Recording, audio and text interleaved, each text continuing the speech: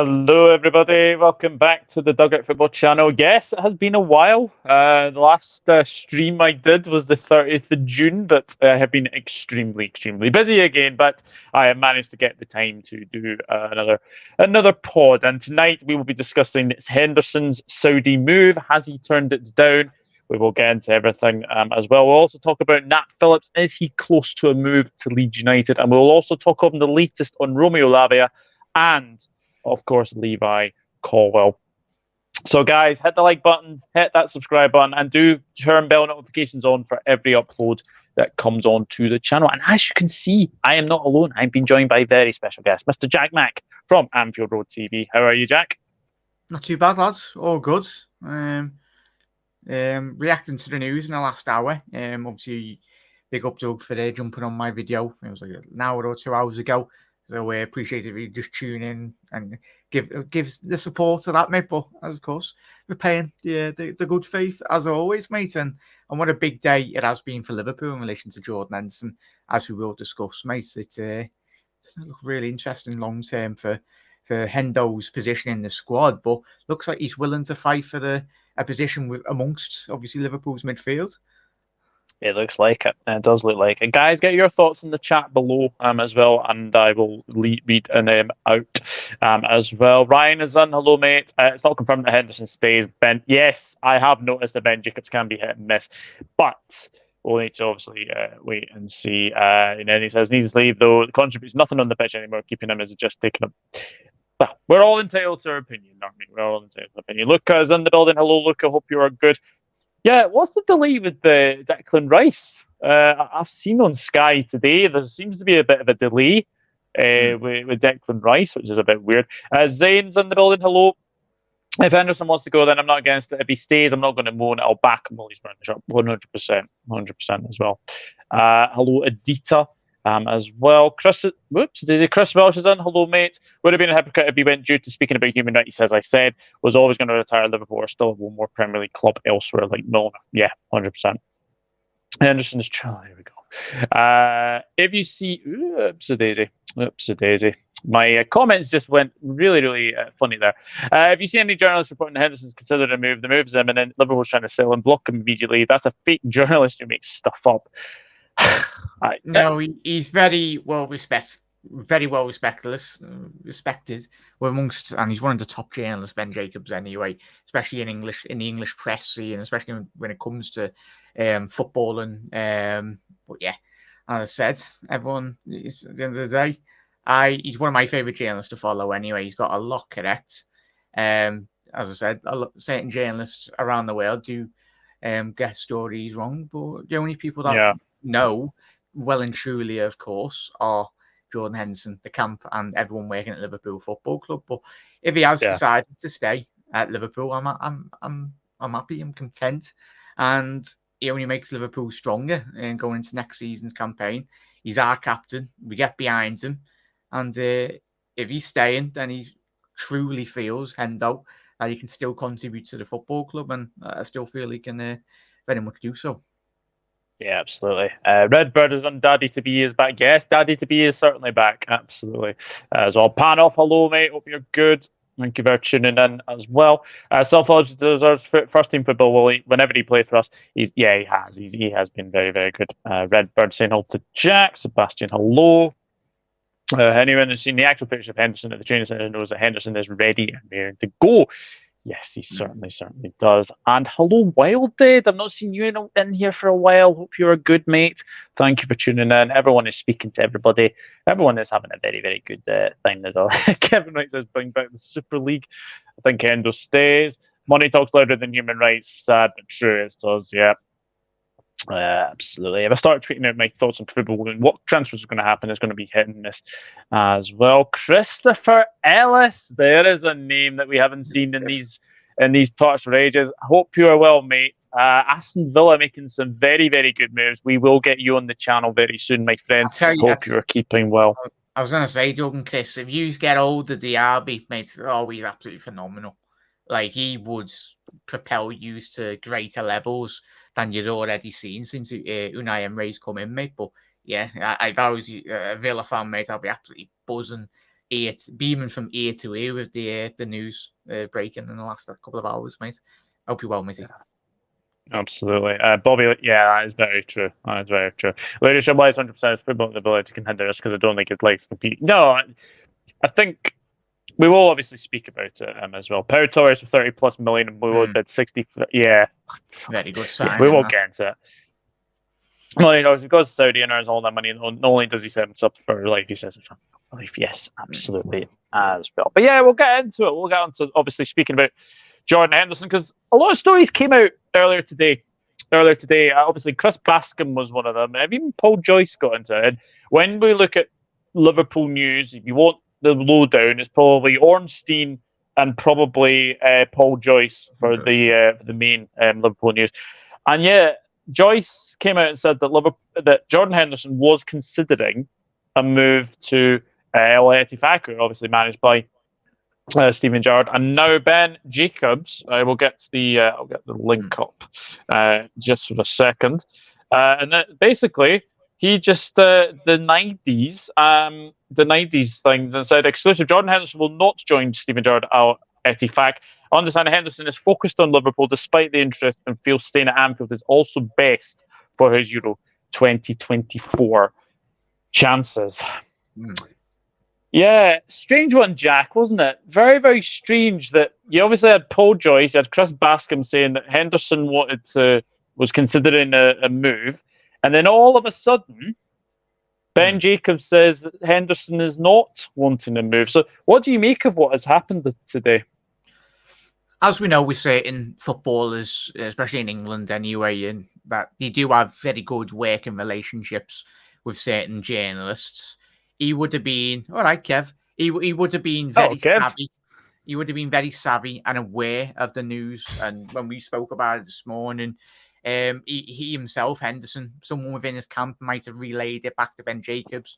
Hence why it's an exclusive news reporting anyway on Twitter. So he's obviously got wind from Hendo's camp that, and I don't think he'd tweet it for the sake of tweeting it. Hence why it's an exclusive. He knows something concrete. And his camp want to put it to bed. It looks like he's ready and ready to go. And it especially if Hendo is 100% going to be, by the looks of it, staying, he just wants that all put to bed and wants 100% focus on getting Liverpool back up to winning ways. Not just Hendo, but this squad. And hopefully he can captain Liverpool to very much greater heights going to this coming season, mate. Yeah, Kev, what do you make of the article from Ben Jacobs saying that Henderson is fully committed to Liverpool and his Euro 2024 chances? Oh yeah, I'd believe if it was from my point of view, Henderson would want to stay at Liverpool. He wouldn't want to go anywhere.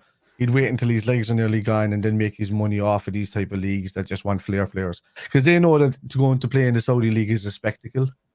So it's only spectacle signing. If Henderson still has football to give, he'll want to stay at Liverpool. And if not, he'd probably like to go to a West Ham or somebody like this that needs an experienced player, or even follow James Milner to Brighton or something. He can still go and do the job in the Premier League, and maybe drop his wages by about 33%, but and still be able to do it. And then wait.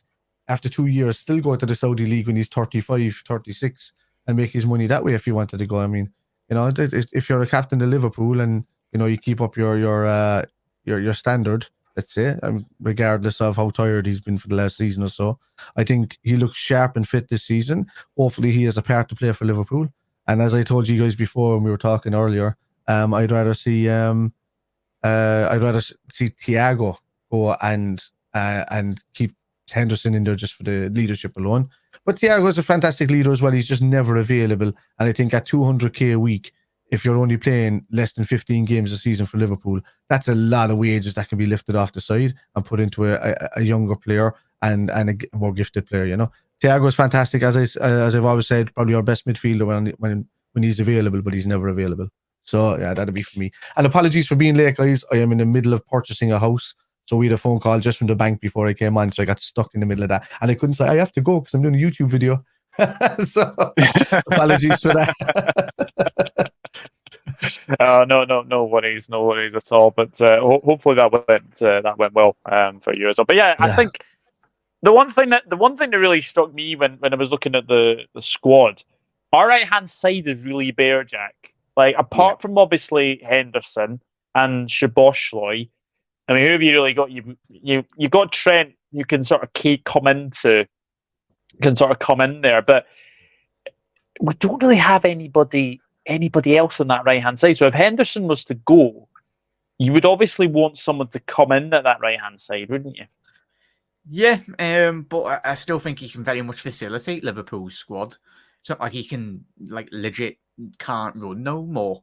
He himself knows, and I think every Liverpool fan knows that gone are the days of Henderson given a 38-game calendar season. But when you look at if he is fully fit and he can get his ankles and that sorted out, really, first and foremost, I think he can very much say that he can give what he can.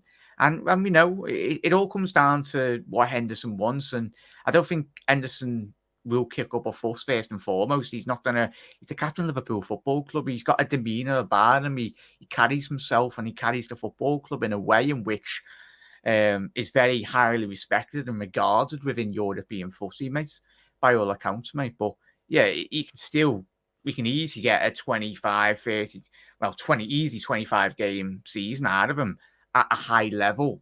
Because you look at Liverpool's squad, mate, even if we are playing well, we still need to rotate and not 100% run McAllister, Szoboszlai straight into a bloody brick wall, mate.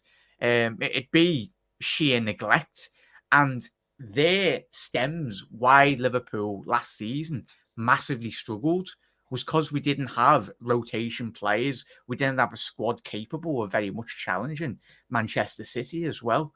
Henderson's not the first name on the team sheet. It used to be, but he won't be now. But to say that he's in the squad and he's not capable of very much first and foremost helping Liverpool, I think that's quite frankly laughable, really. Mm-hmm. Yeah, 100%. And I think as well, when you look at it, Kev, I think Curtis Jones has probably gone above Jordan Henderson in sort of the pecking order. I think. Look, I'm not saying that Curtis Jones is obviously a guaranteed starter, but I think Curtis Jones would probably start more games than Henderson would at this moment in time. So the rumored money that was being mentioned for Jordan Henderson to go to Saudi Arabia was £30 million. Now, obviously, tax-free, with obviously wages in it, that would be £45 million that potentially Liverpool would get for Jordan Henderson. Does that surprise you a little bit? Not with the way things are going in the last year or so with regards players that are average moving to other clubs. Now, I'm not saying Jordan Henderson is above these average players, to be honest with you. We know he's not a Messi. We know he's not a flair player. We know he's not, but he's a workhorse. He's a captain. He's got a Liverpool ideology behind him. You know, he's what you would call a working class kind of hero in his own way. If you want to go down that line, that's what he was brought up supporting Sunderland. I know became a massive Liverpool fan because of his affiliation with Liverpool. But if you've got Ruben Neves and all of these going over there for 45 million, right? Who's still not too, he's not as available. He's very similar to Thiago these days in his unavailability. In sort of, he could be available for an entire season. All of a sudden, he could be gone for most of the next. But if you've got players like him who have never played above a higher level than that, and they're going for 45 million, I know you watch Mitrovic has been touted already, a 30 million bid put in for him. I know it could go up to that. That if you're talking about yours, that could go up to 50 odd million for a player. Like he's been playing at Fulham in the Championship for the last couple of seasons, you know, and he's you know, he's done a little bit with Newcastle, who also ended up in the Championship with him a few seasons back. And I just, if that's the quality of the player, regardless of age, it does 2 or 3 years don't make a difference when you're looking after yourself. And Henderson does look after himself. He's been used into the ground because Liverpool's squad hasn't been big enough. So without the squad being big enough, we're relying on players like him to do all the work, and they've done it without complaining. But yet we all complain about him, you know, or as a majority of these Twitter fan base, we complain about them, but yet they are doing it without complaints. So they're doing it for the club, they're doing it for the badge. I'd love to keep him as a leader, but if he wants to get game time and he wants to go, that's entirely up to Jordan Henderson. I wouldn't be upset about it. I would take the 45 million if need be, invest it back into another player, and give Jordan Henderson the goodbye that he deserves as Liverpool captain. And I wouldn't slate him. I wouldn't say anything bad about his game.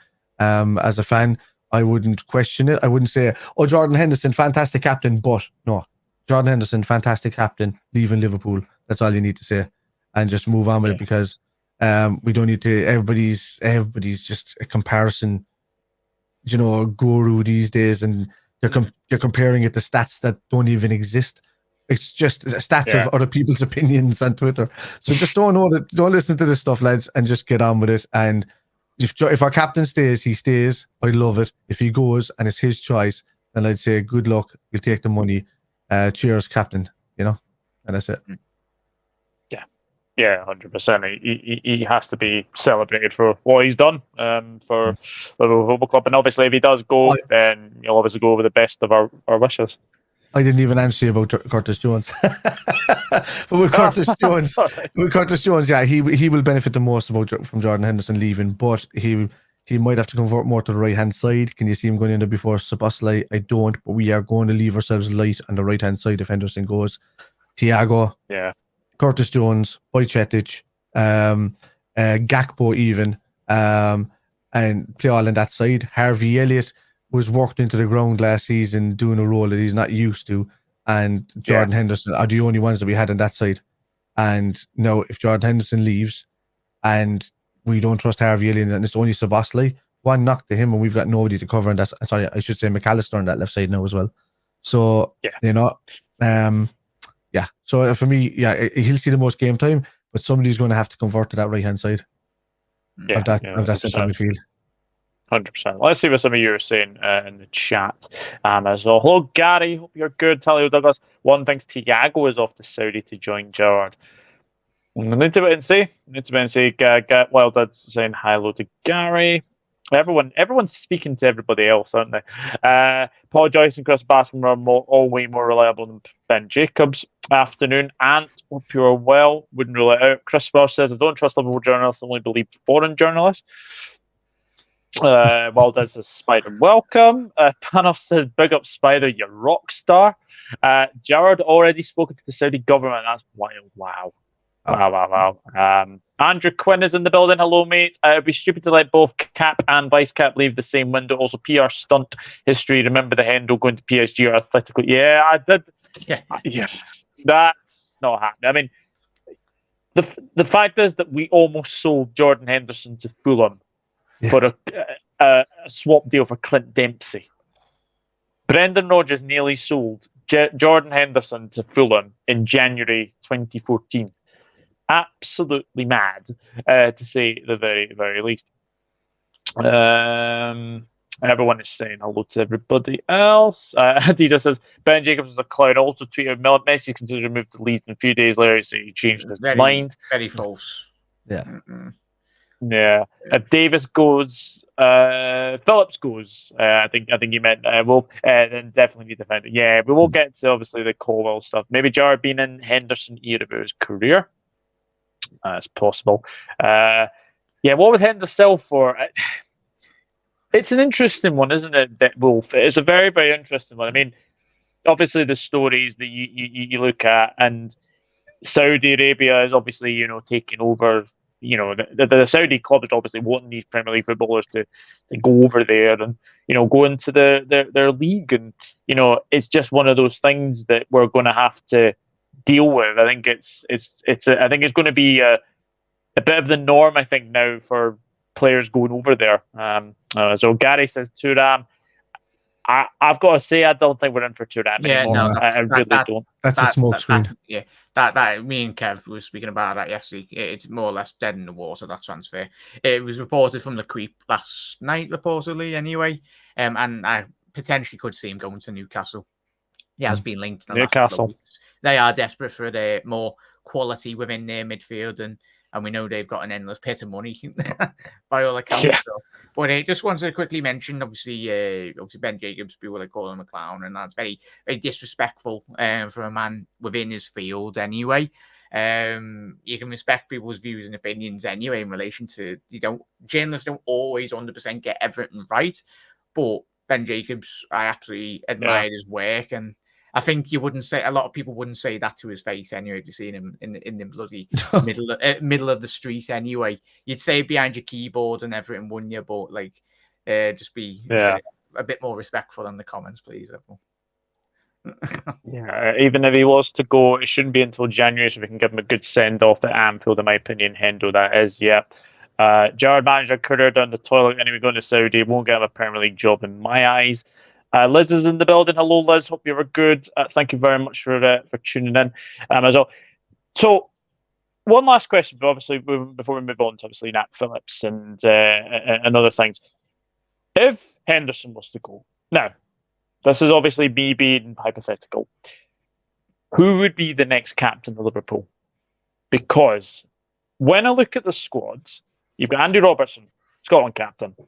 You've got Tsimikas, Greek captain. Now, I don't think it's going to be Tsimikas. Let me just say that. It will definitely not be Tsimikas. Trent, I think, will go to very, very soon. I think it will definitely go to him. Salah is Egyptian captain. But I think it's been publicly said that he wouldn't take the captaincy as well. Now, I've never liked the goalkeeper to be captain. I'll be honest with you, but Alisson does strike me as captain material. I think he does strike me as captain material. I think BVD strikes me as captain material. I would even give it to Andy Robertson as also. Jack, who do you think would be the next Liverpool captain if Hendo does move on? Yeah, me and Kev was speaking about this morning, mate. It boils down. I think Salah is not currently. Last season, he's not in the clique of captaincy. I think we've listened to Jurgen Klopp speak already last season at massive depth in relation to, I think it is Andy Robertson, Alisson, Virgil van Dijk.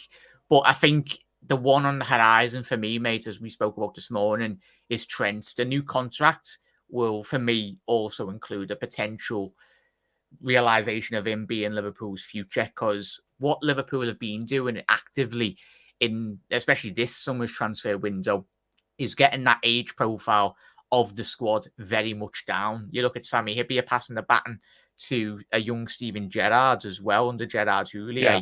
For me, it fits perfectly with the ambition and the vision of Jurgen Klopp and Liverpool in the next couple of years. If you give it to Trent, you're getting him in the peak years, him leading this squad at a very similar age. Like, we look at the squad, Joss is 25, Lucho 25, 26, Gakpo 23, Ibu 23 as well, Curtis 22, Harvey 20 as well. So that age profile, so Buzz-Lie, McAllister 22 and 23. So that notion, it fits perfectly.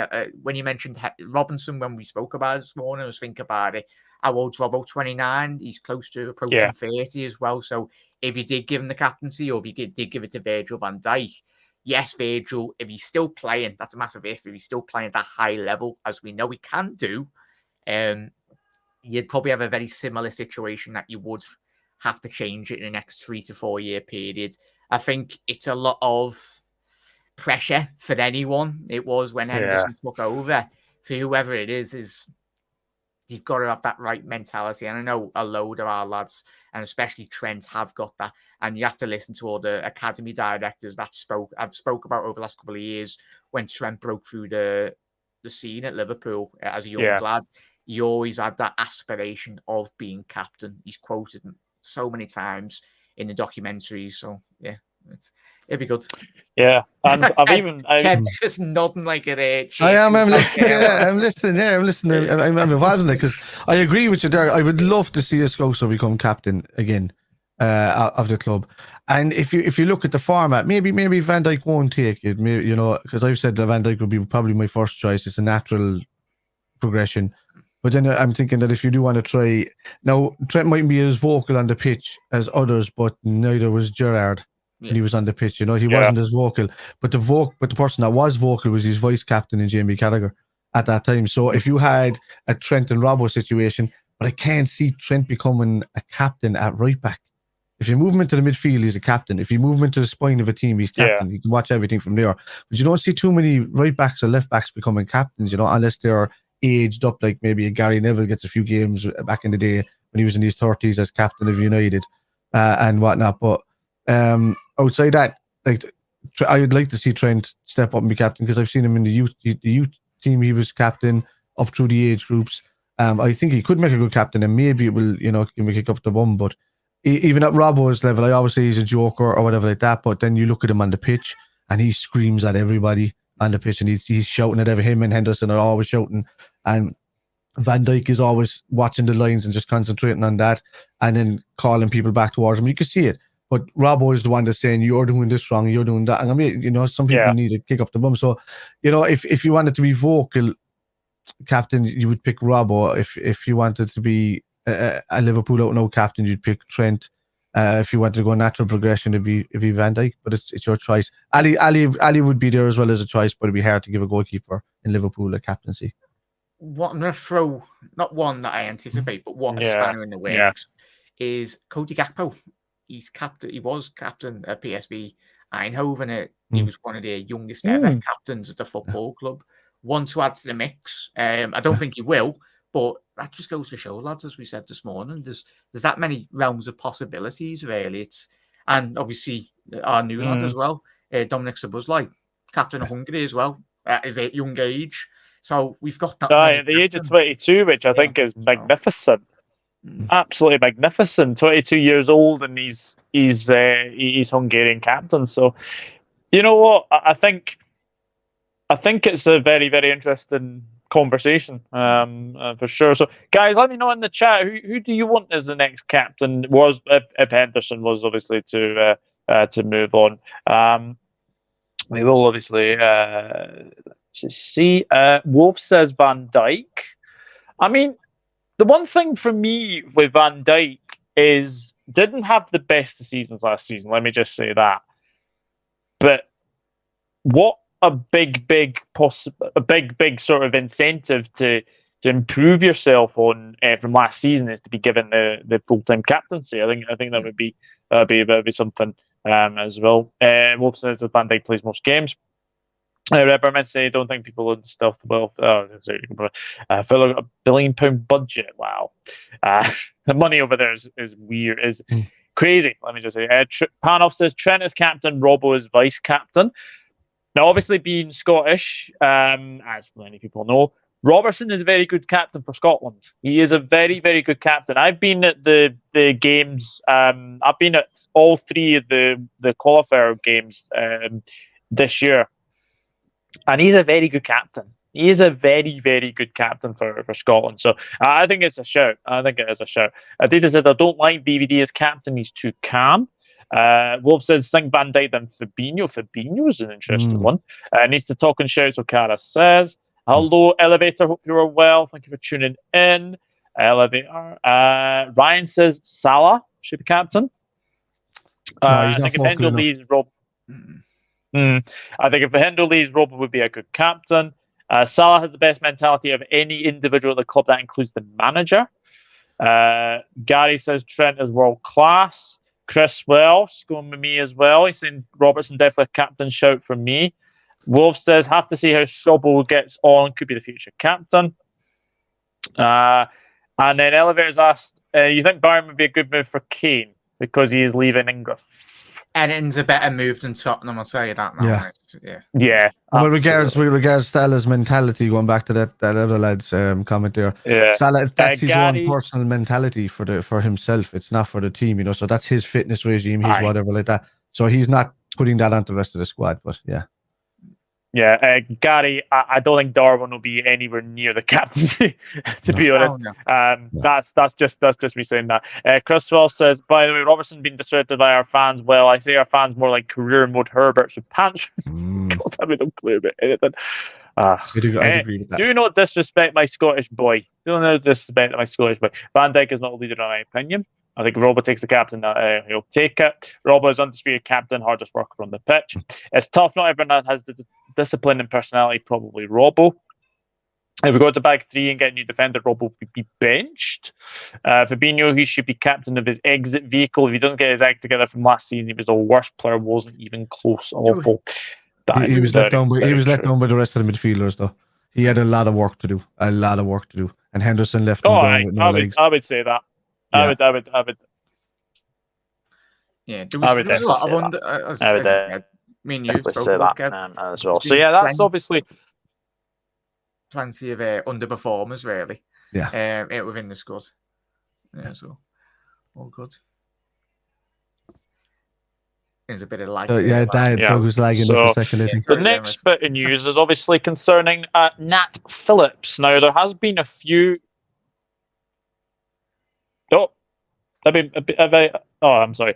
I did not. You can still hear you. I did not mean to do that. So good. You can still hear you. That's all right. Yes, Nat Phillips is interesting to move to Leeds United, according to a few Leeds journalists. Price tag around the 8 to 10 million mark. Jack, this is going to be one thing which I think we'll regret for a long, long time. 2021 season. Nat Phillips was probably his highest value then. Do you think we should have cast in then? Yes and no, mate, because we've all, as a fan base, we've all had a whinge over the last couple of years about squad depth not being there. And Lord behold, could you imagine a situation that did arise 3-4 years ago when literally Liverpool had no centre halves? Yes, probably that would have had us been as peak level, really. But I think the situation that Liverpool have had, especially over the last 12 months, you looked at Ibu getting injured just before the start of the season as well. Jurgen himself doesn't, and the football club itself, don't want to be put in our situation where, we give it 2-3 weeks again and Van Dijk and Ibu get injured. Who are we relying on there? We'll literally be relying on Nat Phillips and a couple of the young lads anyway. It's not ideal. Matip, he's bloody a training session away, similar to Naby and Ox, and there's certain other players are in the squad, mate. But yeah, for me, I think only if, and it's a massive if, Liverpool very much did bring in one more. I still think we need 2 top-class centre-halves at the football club for me, mate. But yeah, I'd say I'd agree in terms of the valuation of Nat, but what you do get with Nat is an absolute utmost professional, very much someone that comes in, similar to Origi. You don't really hear them. You're here with similar dressing rooms, a lot of players coming out speaking to journalists behind club closed doors as well, and that's not what the whole ethos of Liverpool, the squad, and the good harmony that Jurgen Klopp has brought to this team. That's probably one of the biggest elements that Jurgen Klopp is good at. He gets the best out of everyone within the squad, even if they're not playing 30 games a season. If they come in, they do their best, and it creates a good harmony amongst each other as well. And you need that within a 38-game season. Yeah, I mean, the thing is with me, Kev, when we look at obviously Nat Phillips, is that 2021 season, him and Reece Williams played their part. Both of them played their part. They were absolutely fantastic when they needed to play well. They did. The one thing for me with him potentially going to Leeds is Leeds are a team that could potentially be coming straight back up. So even though we look at Leeds, they could potentially be a team that are definitely coming back up. Now, the other side of things, he has been linked with a move to Feyenoord. Now, I look at obviously the rumours with us potentially being linked with David Hanko. Hanko. This is the guy I was talking about. This is the guy I've been talking about for quite a while. A story there. Yeah. So I wouldn't mind something like that, man. I would take David Hanko in a heartbeat. He's a versatile player. He can play left hand side, right hand side. He can play left back, right back. He can also play CDM. But his speed alone in the defense is what you need. Recovery pace and he doesn't need to make too many interceptions or tackles, because the majority of the time he gets ahead of somebody, wins the ball back, and then continues on with the play. So he doesn't need to intercept, because if the stats that I showed, I think I brought it up for Jack the other day, but he's in the 90 percentiles for a lot of stuff. He's defensive understanding, his defensive recoveries, his defensive clearances, they're all up there.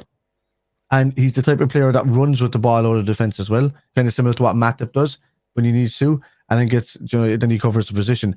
But he's very much a sweeping type defender when he gets going. So he comes in at he can allow people to get an advantage on him, but still recover. And that's something that we have been unable to do in the defense for a couple of seasons now. So yeah, I would take him in a heartbeat, and his stats speak for themselves. And you get him for about 25 million. Which is a steal, really, and he would bolster. He can play on the left hand side of a tree, in the back line easily, and he can do all the running for the other two lads while they just clear in the air all day. So yeah. And also the last Slovakian defender that we had turned out pretty good, Martin Skrtel.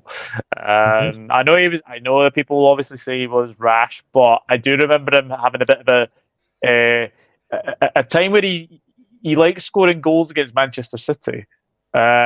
He wasn't a bit of a run against Manchester City, which was quite weird. But 18 goals for a centre back is not bad. Yeah. Not bad. Not bad at all. Not bad at all. But when I look at Reece Williams as well, Jack, he's had a couple of loan spells. Now, Swansea, disastrous. I've spoken to a few Swansea fans, and they say he wasn't great. He's now gone to Aberdeen, obviously along with Leighton Clarkson. Is this his last chance to prove himself that he can play in a good league and then be good enough for Liverpool? Because if I'm being honest, if this loan move doesn't work out, I think he's gone next summer. Yeah, just got up there. How old he is? He's 22 years old as well, mate. I think a lot of people are forgetting Seth van der Berg as well at Liverpool Football Club. One that is very highly regarded amongst especially people within I was going to say Melwood then, the Axia training facility within the halls of Anfield. Anyway, he's one to keep an eye on. But I'd say yes and no, mate. Football is very unpredictable, and that's why we love it and hate it at the certain moments. We don't know, we can't see into the next 12 months. But what we're all hoping is Liverpool have fundamentally got a much bigger plan long-term in relation to targets of the football club.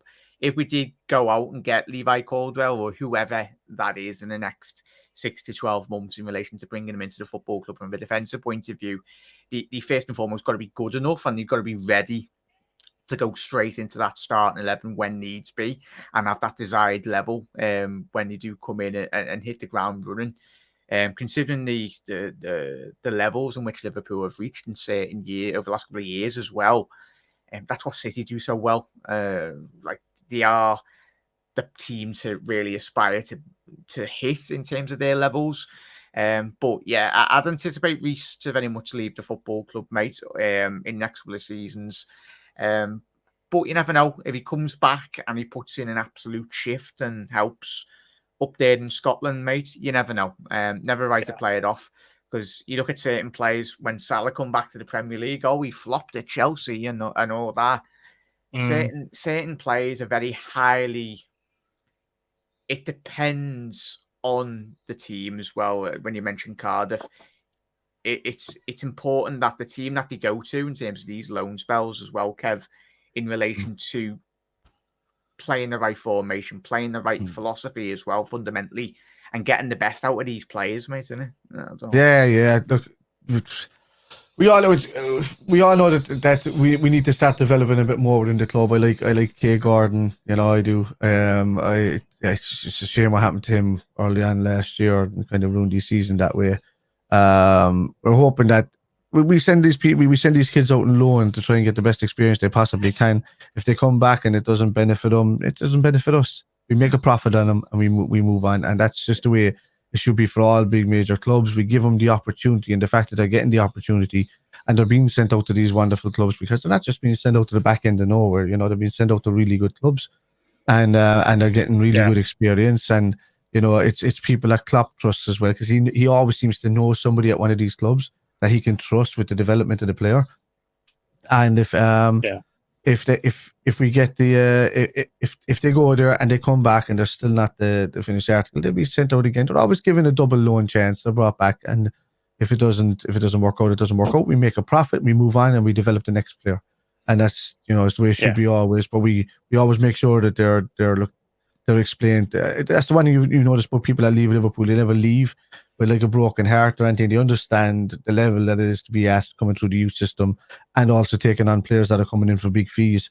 It's tough. You have to be better than these guys that they're buying, and that's really tough. And only a handful ever get through. And the ones that don't understand this, but they still go on to have fairly good careers. So it's 100%.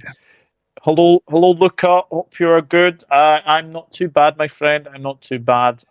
Gary says Phillips. Guys, you won't believe this news. Mbappe might end up costing about 550 million. Wow. I think that's just that's what happens when you give someone too much power. Bloody hell! What report's that coming from? He's leaving on a free next summer, mate. Like he is going to. There's no way anyone's going to be able to afford him. We're not definitely getting it. I've seen a few people in the chat saying that we take Mbappe. Mbappe is not coming to Liverpool. He's not the ilk for Jurgen Klopp. His attitude is all wrong. Yeah, and Phillips needs to place as. Sorry. I was just going to say echo what Kev said there, mate. In terms of his attitude, it's absolutely disgraceful, mate. Like you think about like internally, like PSG are an absolute bloody mess, and everyone goes on about them not winning the Champions League. He played a big part in that. Like, if he was that good, he would have helped, obviously, Paris Saint-Germain win the Champions League when they were in the last couple of years. Him, Messi, and Neymar. He is, and everyone knows how much he waxes lyrical about Real Madrid. He's a Real Madrid lad at heart, anyway. Of course he is. And especially them losing Benzema. That played a massive part in terms of financial aspect of Real Madrid's business in the next 6 to 12 months. They will bring in probably not just Mbappe, but a lot more bigger, higher profile players. Look at Jude Bellingham, part of the jigsaw there, and Mbappe will very much follow suit in a couple of months. Yeah, absolutely. Chris says Mbappe's a brilliant player. Don't want his stinking attitude in our dressing room. He's pressed for his own fan club. Yeah, exactly. Give Liverpool sell Phillips and why can replace him and step in when Konate's it. That's the young lad, isn't it? I know who you mean. The right back, yeah. The right back, yeah, absolutely. Hello, Henry. Hope you're good. Hi, chat. Don't feel bad, Adita. Don't feel bad about confusing Ben Jacobs with another journalist. Don't feel bad, Adita. Honestly, don't feel bad. Rich Phillips. Luca, we're talking about Nat Phillips, mate. We're not talking about Calvin Phillips. We're talking about Nat Phillips. Oh, yeah. As well. He's going nowhere. He's too happy sitting on about 100k a week, winning everything without even kicking the ball. So he's. I think we'd all love his job. Yeah, pretty much. I just came in to give the video a like as I have a live at 6 p.m. Thank you, Henry. Ignacio Colwill all day long for me. Henry says, bug up Jack and Kev. Pogba and Mbappe, oh my God, imagine the dressing room. Because I couldn't agree with you more, mate. Mbappe's too much of his own ass, but decides that who's going to pay that amount for him. And everyone is speaking to everybody. Agar was awesome. He was awesome. He was a very good defender, just unfortunately injuries. Again, I think Madrid will wait until Mbappe leaves on a free, says Paroff. I think so. And yeah, everyone's having a good old conversation. Did you see Trent was stunned about how good Szoboszlai was in that lactate test? I did see that. If Pep leaves CF this year, stopping Mbappe to say, I don't think so. But speaking of obviously defenders, we will obviously move on to Levi Colwill, which is very interesting actually. Neil Jones, obviously, for anybody who doesn't know who Neil Jones is, again another very good Liverpool, journalist, and he actually came out and said something very, very interesting. Is that Liverpool would actually be able to afford Levi Colwill. Now, the one thing that really worries me about Levi Colwill, Jack, price, and the fact is if we're going to spend this a lot amount of money on a player like Levi Colwill to just come on sit on the bench, it just doesn't make sense, does it? It does, yes and no, mate, to the points I mentioned before in relation to mine. Like you can't really rely on Matip. We've done it with the midfield. We've not offered contracts to obviously well, there was reports saying that Liverpool offered a contract to Naby, but I highly doubt that, considering it's just his availability. We let the players run out their contracts in midfield. He's a top talent. He's one for the future, one for the now as well. But Liverpool have massively got to be thinking about long-term post-Virgil van Dijk, because that is not going to be cheap, in all honesty. Whoever does come in will command a fee in the region of 60 to 100 million pounds long-term, unless there's an absolute bloody gem in the academy, but I highly doubt it. You just have to look at the quality and depth that has been within this Chelsea football club in terms of all that money for that 20-year period of all their infrastructure in terms of what they've spent on that academy, and they're just letting it go. It's mental. Absolutely mental. You look at the players, and I think, was it Mbappe was in Chelsea's academy at one point? Yeah. Supposedly he was asking for obscene amounts of money as well. They've had absolutely everyone. You look at Tomori, you look at obviously not Chilwell because he hasn't really hit that, but you know all the names anyway. Declan Rice was there for a while, wasn't he?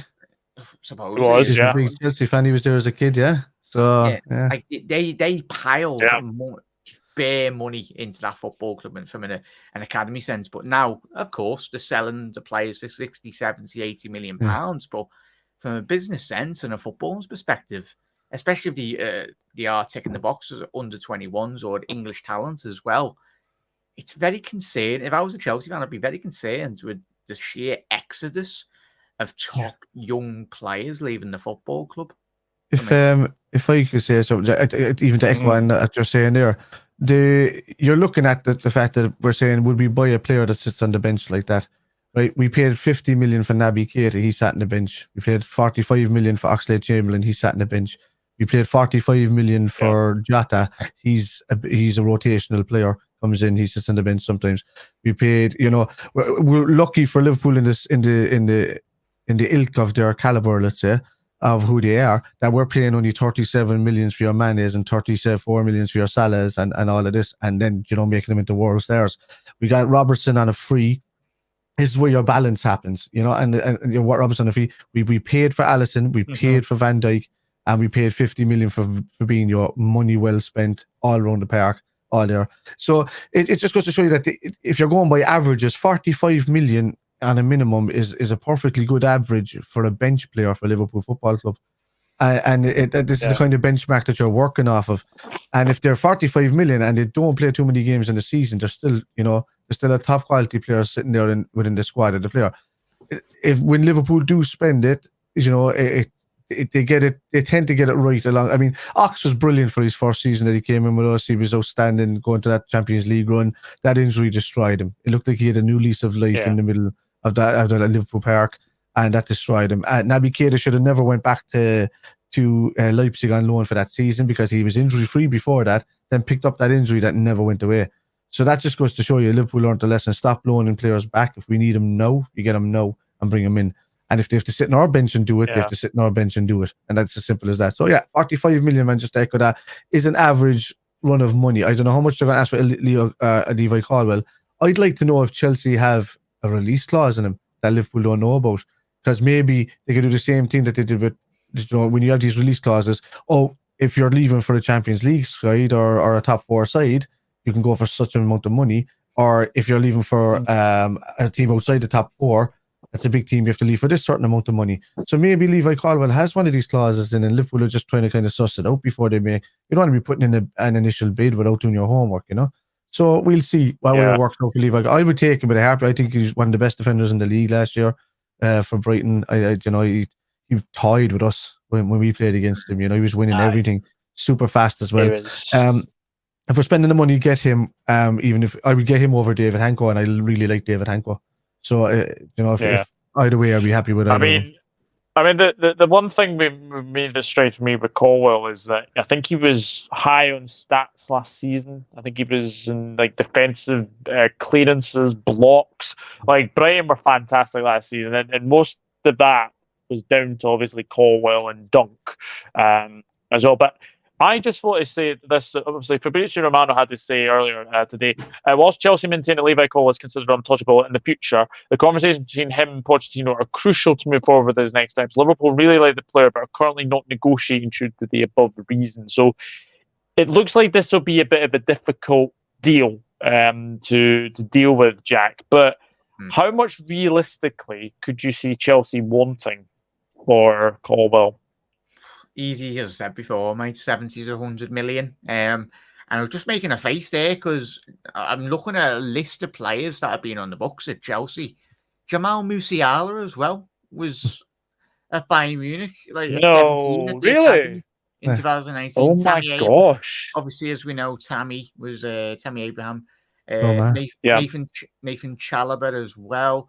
Declan Rice was another player, Mark Gahey at Crystal Palace.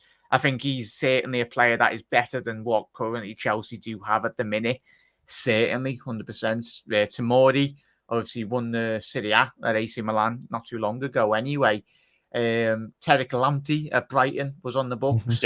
Andres Christensen, obviously, he's just come off a great... I know he left Chelsea a couple of seasons ago on a free transfer, but...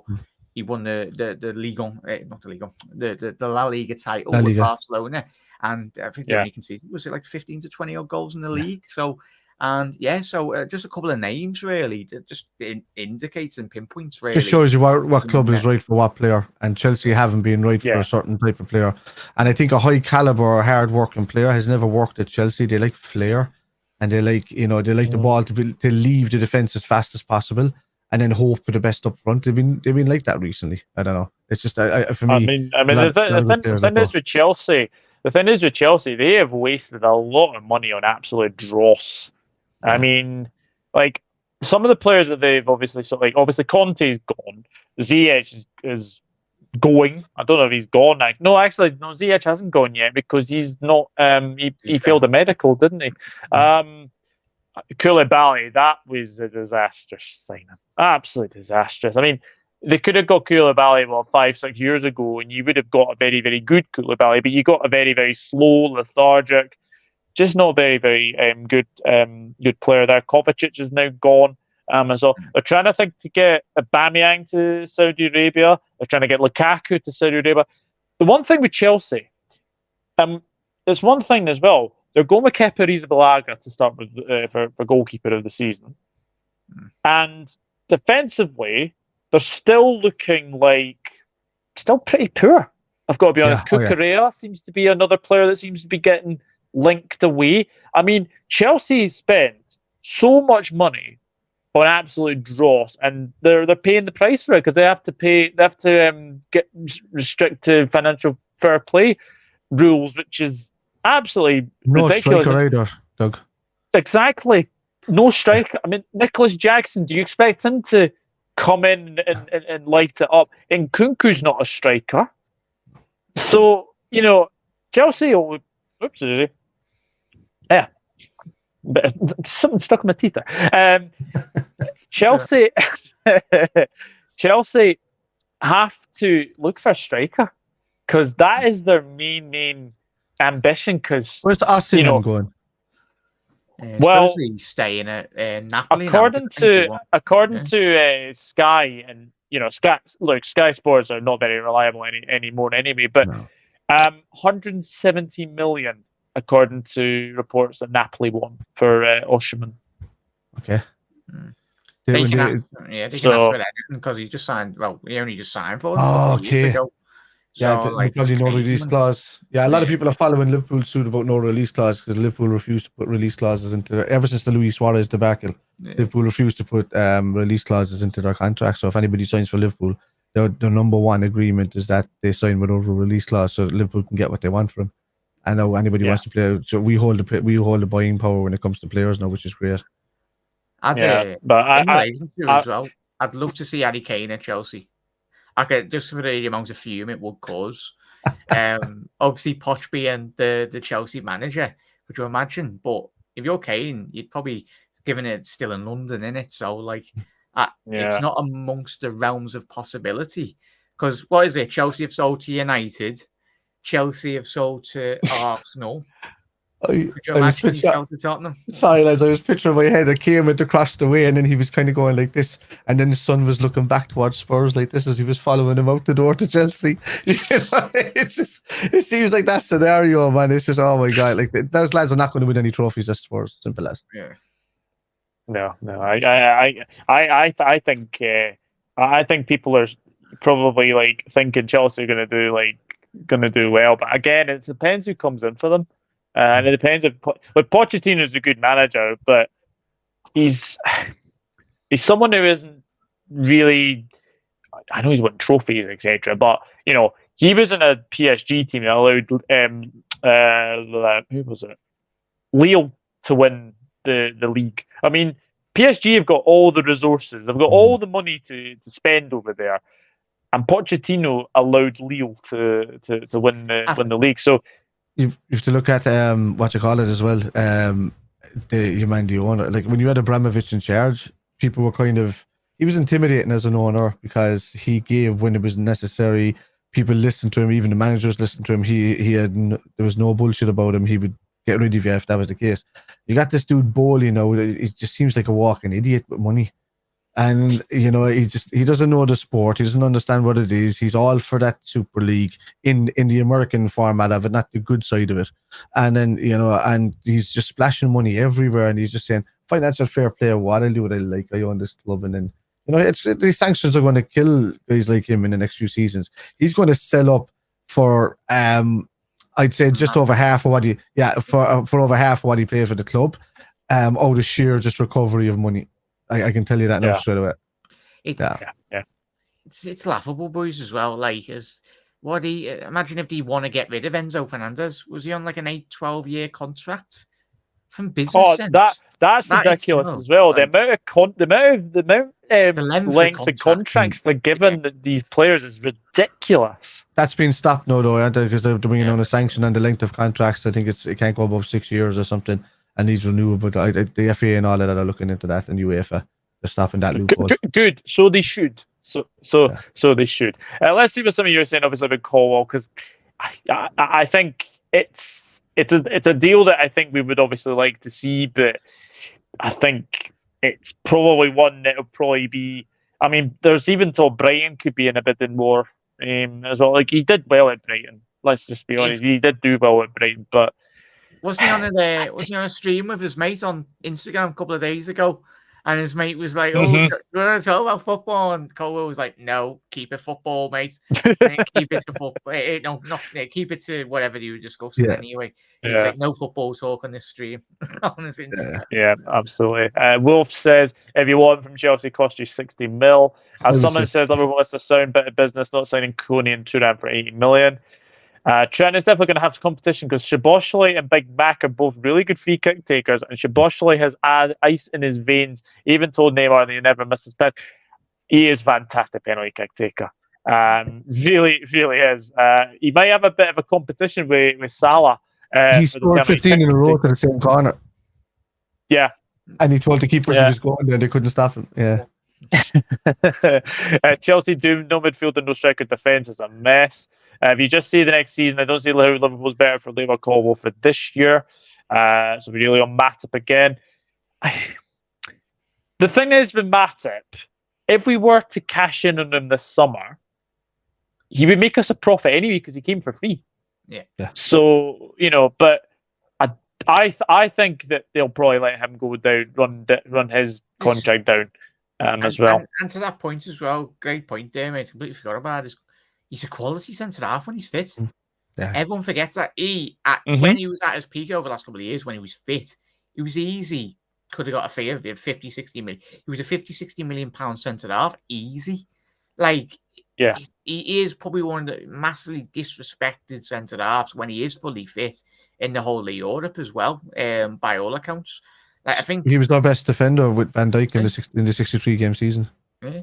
So that itself, Kevin and Doug and Chas, that's not going to be a cheap replacement in itself anyway, mate. Yeah, absolutely indeed. Hello, Nigel. Hope you're good. We'll get you on the channel very, very soon, my friend. Please do keep in touch. I'll definitely get you on the channel very, very soon as well. I was still trying to sign, but that I'll say this now, elevator. Van de Ven is going to Spurs. I think that's quite. This is I think that's about Luis Diaz until we stepped in and took him. Sorry, yeah. Spurs. Sorry, Spurs. Absolutely. Liz says, like and share the stream, please, and thank you. Yes, absolutely, Liz. Thank you. Could we get a couple loan players for defence backups? That's Wolf. Ooh, interesting. I can't see it. There was already, as long as they don't come away, as long as they don't come from the bloody Championship again. Anyway, it's not ideal. But at the end of the day, Wolf, if they are good enough to start in the first team, then fair enough. But I don't think there's that adequate quality on the market at the minute, mate, to bring in. But yeah, there is very good young centre halves, and that's what Liverpool need to be doing, building for the future and building for the now as well, first and foremost. But the longevity of success, hopefully, that Liverpool build up in terms of momentum and playing our best players playing in their peak level. For me, 1892 Reds TV. Ben Jacobs not reliable. I'm guessing this is Ricky, because I can't tell. I can't tell. Obviously, if it is Luke, no hashtag FSCO, it's not Ricky. That's Luke then. Happy anniversary, Luke, by the way. 10 years with your beloved. So happy 10-year anniversary. I hope you have had a good day. And again, I'll get you on the channel very soon as well. Panel, are you pleased with our signing so far, and who else do you want? I am very, very satisfied with McAllister. I've been a big, big fan of Szoboszlai, as many people know. I obviously followed him from his days at Salzburg. Moving on to obviously Leipzig as well, and I thought this is a very, very good player. So I think I'm very happy so far. I do think we are still a little bit light, especially DM, because I don't think you can rely on Fabinho all season. I know Bajcetic is a very good midfielder, but I don't think he's quite got the aspects to be a DM as well. Jack, you happy with our transfer signings so far? Yeah, we all know. Bajcetic, long term, he will play a massive role at Liverpool Football Club. And who's to not say that if we did bring in Lavia or someone of that ilk really to come in, it's all about competition. Competition drives success for any elite level sports team. If you start bringing in players that are going to be potentially long term replacing certain players in other areas, the levels were absolutely on the floor last season. Let's not forget that. But that was due to not having the facilities and not having the right caliber of players in certain areas of the pitch as well. We've addressed it with two massive signings. I'm so excited. Everyone's mentioning Szoboszlai, and rightly so. But I hugely anticipate McAllister to absolutely hit the ground running. He's done so well at Brighton. And I think long-term for Liverpool, we can get that bit more covered at the 6. If Fabinho comes back to the Fabinho that we all know and love, but if we do complement his selection with, of course, another high-caliber number 6, I think it's going to be interesting reading. If Liverpool are going to be playing the 3-box-3 formation next season, or whether we play a 4-3-3, it's all about having that right quality within the squad that are able to compete from week to week anyway. Yeah, absolutely. I'm looking at something here. The sheer amount of names that are on the free transfer list are ridiculous. Like even starting off with Zaha, De Gea, Moussa Dembele, Adama Traore, just to go out, where are we? Bellerin, Jesse Lingard, Maitland-Niles, Oxlade-Chamberlain, Lanzini, Lucas Moura, James Rodriguez, Ross Barkley, Pereira, Jordi Alba, like Isco, you're talking Mark Doherty, Twanze. There's so many. Sergio Ramos. It's ridiculous. But I mean, geez, if you're looking for a few backups here that could pop in, I mean, remember Bellerin was fairly good a few years ago at Arsenal, then he's just drifted off for some reason. Yeah, he's still experienced in the Premier League. Backup, bring him in as a backup or something in some team. Mightn't suit us, but somewhere. Do you think that some people will be all over these? And these guys are only like still in their 20s. Some of them. But the question was, Kev, are you happy with our transfer business so far? Oh, sorry. Yeah, so because I was going through that beforehand. I am super happy with the transfer business so far. I think our most needed positions have been covered. And then some. We got a World Cup winner in who absolutely dominated the midfield last season in the Premier League. and we got a guy that every team wanted and didn't know was available until Liverpool had him signed and locked up. Had him in the back of the van.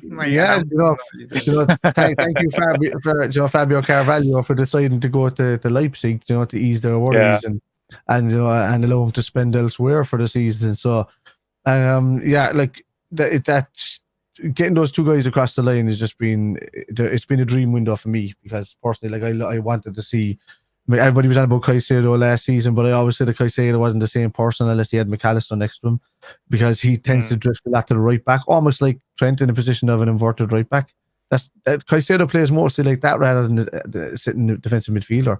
It was McAllister that was doing a lot of the doggy work, as they call it, in the middle of the park, and then doing the link up play up front. So he was a tireless worker. So for me, I'm delighted with McAllister. I would have taken them both.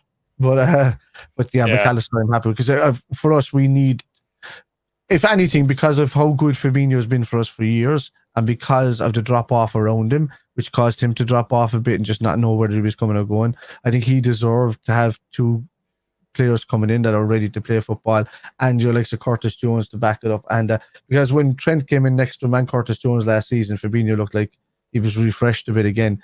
No, let's say he was at 65% instead of 40% of where he was, but you could see the immediate lift in him. So give him a window like he's just had off, and I could see him having a better season this season. Not saying that I still want to see CDM brought in, because we do need to transition him from his position. We need somebody to come in and transition naturally from him. Lavia at 40 million is probably the ideal solution there. It's an easy no-brainer for me. He's spot on there, Kev. You look at the six, that's probably Liverpool's weakest area amongst the team. Anyway, you look up front, there's a lot of variation. There's so much quality. Anyone can play up front out of all of them. Anyway, you look at the midfield now, complemented with Curtis Jones, Szoboszlai, McAllister, Elliott if he wants to play in the 8 or the 10 or wherever. There's always that quality. But when you look at the six, as Kev's alluded to there, if we can bring in one and then another centre half, bloody hell, we'll be absolutely scouse going into next season, mate. We would be absolutely flying going into next season, mate. Absolutely. Absolutely. Hello, Billy. I hope you're well, Billy. And by the way, happy belated birthday, because your birthday was the day before mine. You were the 8th of July. I was obviously the 9th of July. So always a happy belated birthday, my friend. Elevator says, I haven't seen much of Colwill. I've been paying an awful lot for him, especially in FSG. They won't pay like 80 mil. Data says, I think we should sell Thiago and Matip. I can't believe he ever signed for Chelsea. I think it's good we're not signing a player that will agree to go to Spurs. His decision-making can't be that good. Absolutely. Colwill's a sensational challenge, absolutely. Douglas, you can have Harry Maguire driving. No, thank you. No, thank you.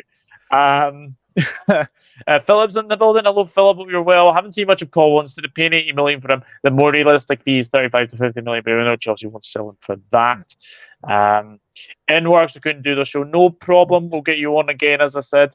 I don't see us getting Colwill unless he pushes for a move. I think there's a good chance of getting the club and intent of getting him.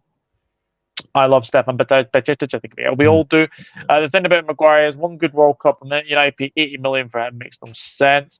Yeah, and apparently they want. He plays better for England, doesn't he? For them. Yeah, exactly, 100%. Jack, all good at transfers. We like a couple more for other positions, to every position like we have up front. Yes, the last thing we are going to speak about, because it was mentioned by Mr. Paul Joyce, was Romeo Lavia. And apparently Jurgen Klopp has been checking on another midfielder in Southampton's Romeo Lavia. Now, Man City do have a 40 million buyback clause, so I think the one thing I'm going to say, Jack, I think we'll definitely have to pay above that 40 million. Do you think Lavia is a potential one to come in now? Yeah, me and Kev done a show with Nigel this week, and statistically speaking, when you look at the data and everything, he's like, he just comes below the bracket of Moses Caicedo at Brighton at his age, at the underage of 21. Anyway, he's certainly press resistance. He's a player that certainly would tick a lot of boxes, really. Everyone goes, oh, look at how bad he played against Liverpool, but it was a great assist by him at the end of the season. I think he was already thinking that he was playing in red. But yeah, and people go, oh, he got relegated. He got relegated to Southampton, but you look at Ginny, you look at Shaqiri as well, got relegated with Stoke, certain other players that have come in. And I tell you what, it's difficult when you are playing that Southampton side when you've not got a lot of quality, and especially behind you as well. He'd come into Liverpool and it'd be straight away. He'd had Alisson, Van Dijk, Canate. He'd have probably some of the best players in the whole world football around him. And he'd also be learning off Fabinho as well. If Fabinho's playing at his peak, he was and has been regarded as one of the best sixers over the last 5-year period under Jurgen Klopp. So it's one to keep an eye on, mate. He's certainly a player that ticks all the right boxes. That goes to the point that we've already spoke today, mate, is the youth and bringing the right age of Liverpool target into the football club. One that come in can still do the job, but if he's laying off Fabinho, other players within that midfield, he's certainly, especially if he come in and he started playing well at the age of 21, 22, you've certainly got him for, like, if he was to stay at the football club for the next 7-8 year period. It's exciting times, mate, and he's exactly what we've missed for me, mate. I've seen Ryan's comment there. Yeah, is it? Bajcetic is good, but he's been overhyped by our fan base, to be honest. People who are saying, why buy Lavia when we get... Well, I don't know who you're listening to, why buy Lavia, because, I mean, Bajcetic is not a number 6. He's clearly a replacement for Thiago on the left-hand side. He's a left-hand pivot player. And, you know, he can be very attack-minded. What he can do is that he can assist the number 6 in the way he plays, hence why he's an anchor pivot. So, you know, he can play that kind of way. But he's not a number 6, even though he can be brought in. Lavia is definitely needed. And, I'd say, yeah, don't be... If anybody's comparing Bajcetic to Fabinho in there, Bajcetic, you know, he didn't really play for... Fabinho was out of the team, but he didn't play in his position. He covered alongside other players that were there next to him as well, you know. So he's not touted as being a number 6 at all. And he's too young though, Kev, as well. Yeah, he's too young. Like, bloody hell, the comparisons, like, we're comparing what an experienced 29-year-old. Well, the comments today, like, there's no comparison really. Obviously, Fabinho used to be in the academy of Real Madrid as well. So, like, for me, it's difficult, and certain players develop very different in young age. Like, you look at Jude Bellingham. Oh, good lad. I saw that in the group chat the other day, Nigel. And I honestly, I don't know what I was doing. I think I was drinking like Pepsi Max or something. I literally saw. I was like, I couldn't stop laughing for about 5 minutes. Yeah. But anyway, great show, guys. Big up. Thank you, Wolf. I hope you. Thank you very much. Leave Labia to last window. That's not meant. Yeah. Latvia. No, I don't think we can buy a country. To be honest. But another name, Jack, that seems to go going under the radar ever so slightly is what's his name? Florentino Luiz, I believe, from the Portuguese league. Is that another target we should be looking at? Yeah, no, mate, Connor from the Cop Council massively raves about him.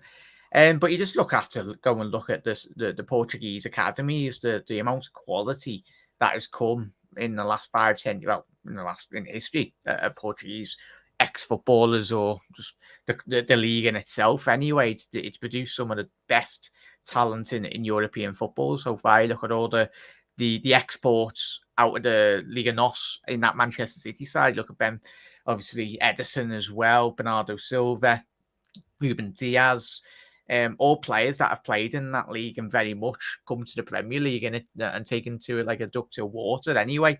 He's one of them. As I said, I'm not seeing a lot of them. I've hardly seen any of them, mate, but if you listen to all the very well-respected journalists that cover a lot of the Portuguese league, he's certainly one in terms of the percentile as well. Yeah, he ticks, like, he's in like the top percentile for interceptions and everything in Europe. So I think you're looking at there, Kev, if you want to. Yeah, I am. Yeah, he's tackles. You see, you always look at the percentiles and you look at things when you're in a defensive midfield tackling formation. You're either going to be a blocker or you're going to be an interceptor, and he is definitely an interceptor. So he gets the ball before they have a chance to attack, and he's in the 99 percentile. 1% for his interception. Wow. Yeah, he's in the top 1% of players. and the top 4% of players for tackles, and his aerials are still in the top 15%. His passes attempted are in the top 2%, and his passes completed is in the top 4%. So, and his assists are up there as well in the 72%. So it's that's a savage stat. That's a good show from Connor there for that guy as well. Yeah. I'd be looking at him as well. 20, He's 19, I think, is he? 19. Let me have a look. He's no, wait, no, he's 23. My bad. 23. But almost 24. 23. Yeah, but that's certainly. And I think reports over the last couple of weeks have rumoured to have been stating that he's got a buyout as well of in around 20 to 30 million euros. So if that is the case, he's certainly one that would definitely be on the list for Liverpool if we couldn't get Lavia over the line. And would you foresee a boy Chetic going the other way on loan? To develop potentially. Yeah. If you're buying in a CDM, if there's no because if Curtis Jones gets we're top heavy on that left hand side, and if we're going to keep Thiago and we're going to we're going to have McAllister over there, Curtis Jones to rotate in and all that, Boy Chetic mightn't see much game time as well as he was doing last season. So it might be worth his while going to Benfica if we were to get a player like him in for just too similar what we did with Carvalho with the Szoboszlai. So I don't know, might be worth it. Plus, we've got a very good relationship with Benfica, and especially as well. So I think it might be one to look at. I mean, release clause FC is what we seem to be, but I think it's a move that we could potentially go for, especially if Lavia does turn out to be a little bit more expensive. I mean, I do think the Lavia one, though, I think that could probably be one that probably goes towards the end of the window. I think he starts the season at Southampton, personally. I honestly do. I think he does start the season at Southampton. But we'll obviously need to wait and see. But it's definitely one thing to say. It's an exciting period we're going into, mate, as Liverpool fans. Mm-hmm. I tell you what now, lads, obviously we've got one or two. We can get one or two in. I tell you what now, if everyone, touch wood, everyone can stay fit going to now the end of the season. Obviously, there's going to be injuries along the way, but it's all about having that, as we said in today's episode, mate, that competitive quality within the squad. It's been a very long time since I've been this excited going into a season. Like, you look at Szoboszlai, you look at, obviously, McAllister as well, and if we can get Virgil van Dijk back up to the levels in which we know we can reach, Fabinho, massive drop-off, but if he can get up to at least 70-80%, and obviously have that rotation, Bajcetic filling in for that extra 30% if needs be, Trent in that new inverted fullback role, it's looking very exciting as well. Gakpo getting a proper pre-season as well, and so many opportunities really and possibilities really going to next season, mate. I'm excited, really. Yeah, absolutely. Well, Wolf Nunes is back in training. He is back in training. What's Liz said? Douglas the line out, give my love to your beautiful wife and spoiler. I certainly will. The bio clause. Sorry for a second. The bio clause where we were on Luis was £104 million for what's his name for the Benfica midfielder. I don't know whether that runs for the first 2 years or not. But Florentino Luis is £104 million. So sorry. How was it? 104 million? Yeah. Bloody hell. That's a lot of money then. Quite a bit. That's a lot of money. We're not buying it. Yeah, we're not getting him. Score prediction on Nunes. I'm going to say 20-25 of all comps. I think that'd be good for me. Yeah, I'll go 30 goals in all comps, mate. I think he's already he's laying quite a fair bit of English anyway, really good. But let's not forget, it's not that he was playing, he had his disappointing seasons, but he come into a Liverpool side that was massively underperforming as well. If you dropped any player in the whole of Europe into that Liverpool team, apart from Alisson and Salah really performing to their level expected, I think every player would have struggled, but Nunes, he was making the runs, he was getting into the right areas, just needed a bit of luck along the way and a bit more confidence himself. If he starts banging in goals, a lot of the last 12 months will quickly disappeared anyway, and it'll leave Liverpool in such a great, better place long term. Yeah. Phillips asking our predictions for the amount of league goals this season. What did you say for Darwin Núñez? Sorry, I didn't get your... I said 30 in terms of all competitions for Núñez. Yeah, I was going to say around 29. I'm going 20 to 25, all comps. Yeah, I'd say. And lads, if you get a chance, go to Twitter whenever you, after the show, have a look at the Mason Mount compilation for Manchester United so far. It makes Darwin Núñez look like from his compilations last season, look like the most elite player on the planet. Just go watch it. All right. Yeah, they played Leeds today in a friendly. Yeah. I'm not sure what the score was. Núñez 19 goals, Gakpo 16, Jota 14, Diaz 12, and Salah 20. Crikey! Let me do the maths there. So that's what 21, 34, 48. 60. Oh god, my maths is terrible. 63. Is that 63 then? Is that in the league? Yeah. Yeah, is that in the 83. league? It's not too bad a predicament really. For I would imagine that's in the league then. Yeah, I'll say happy days. Yeah, look, I do think Mack will score a few. Yeah, we've got goals from midfield now. That's the main thing. We certainly do. I'll say maybe like 16 in the Prem. United won 2-0. Thank you, Elevator. Hey Douglas. Hey Jordan Hoyman. If McAllister plays how he has been in the last few seasons, he'll get a few goals, but that's not what he'd be brought in for. He improves our midfield essential. Yes, absolutely. Absolutely indeed. Guys, going to leave it there. Thank you very much for everyone who's tuned in this evening. It's been a very, very good show, and it's good to be back streaming as well. And it's good to spend a pod with these two as well. Jack Mack from Anfield Road TV. What have you got coming up on your channel? Usual streams, mates. Just reacting to a bit of the news, creating a bit more debate as well with Kevin, the lads, and you as well along the way, mate. We are Anfield Road TV on all socials as well, mate. Much appreciated for having me on this evening.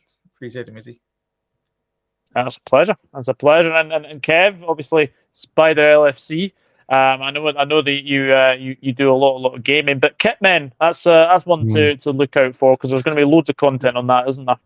Yeah. I mean, in the homegrown stuff, myself and Kevin do stuff over here, but me and Jack are the main faces of the Kitmen online, and we're doing we're going to be doing a lot of. It's just a Premier League show, lads, so it's not about Liverpool, all right? We're hosting it non-biasedly about Premier League. We're going to get previews of the week's events. A week's or the fixtures leading up to the games, and the post-fixture reaction as well with other fans from other clubs, so we can all have our say, and it'll be non-heated, maybe, non-biased chat, never. But it should be good crack anyway. And also, I'm going to be hosting a kind of, think of it as an overlap type kickoff thing with like a feel of Sky Sports. We've just got a venue that have offered me weekly shows for me to bring on all these people in their jerseys and stuff, and go around the cameras and actually host and chat to other fans from other clubs. So that's kicking off in the next couple of weeks. I'll let you know where we'll be doing a test anyway fairly soon. So yeah, that'll be Kepler's is the venue. So that'll be pretty cool. Excellent. But guys, thank you very much for watching, and yeah, I will be back with more streams, because the last stream I did was obviously the 30th of June. So it was a long time ago. But thank you everyone in the chat. If you have missed it, then please do leave a like on the video. It does help the algorithms. How's if I put my teeth in? Helps the algorithms, and also do hit that subscribe button. We are getting ever so closer towards 2.6k. Yes, just a tad 80 away or so, but we are getting there as well. And do hit that notifications bell for every upload that comes on to the channel as well. But if anything else breaks, we will be the first to let you know on this channel. But thank you very much for watching, and we'll see you very, very soon. You'll never walk alone. Cheers, guys.